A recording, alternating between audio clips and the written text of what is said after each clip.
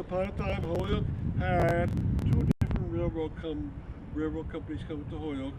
One was the Connecticut River line, and they stayed by the river edge, and they fed into the front of every mill in Holyoke. There's about 60 mills in Holyoke, and you have 60 spikes going through those mills.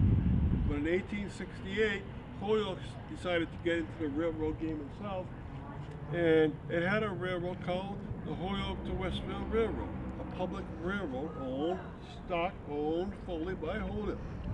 And this is the railroad line as it goes to Westfield. And it still is used. Once in a while, they have a tourist train come in, but it's also used a couple times a week for oil to be brought into some of the mills. And you can see that it goes in this direction. It used to go all the way just short of Pulaski Park, which is about a half mile in that distance. Now, it functioned as a freight station and has a passenger station. And the passenger station was right in front of where the Volleyball Hall of Fame was, so that was down here. You'd have a passenger platform there, and people can take the train to Westfield and then either take it up to Northampton or take it down into Connecticut. Now, the freight part of the train, that was stopped right over there. There's a big building that is put in there to mimic its look, and that brought in freight, and it had a connection to every mill in Holyoke, just like the other railroad company did.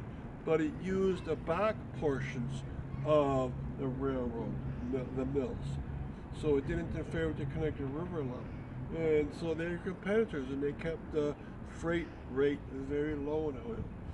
Now, if this is a freight yard, you have the trains coming in here, and since this is their stop, and trains cannot reverse themselves, well, certain parts of it cannot reverse itself. Some of them can because you can just link up to the opposite direction, but some of them cannot. And those two parts are the engine and the caboose. They cannot reverse themselves, and so you have to reverse them with a special implement. Now, if you look in the distance where the merry-go-round is, that merry-go-round was the location of a round table, and there was an enormous round table.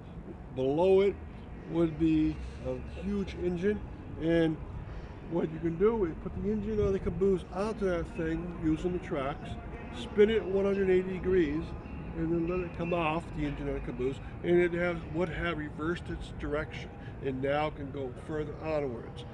Incredible system. And just by accident, it was located where the carousel is now. They always try to keep the theme of this park to be a railroad theme, so you have what looks like a passenger station here. It's not actually that. They have what's here looks like a station.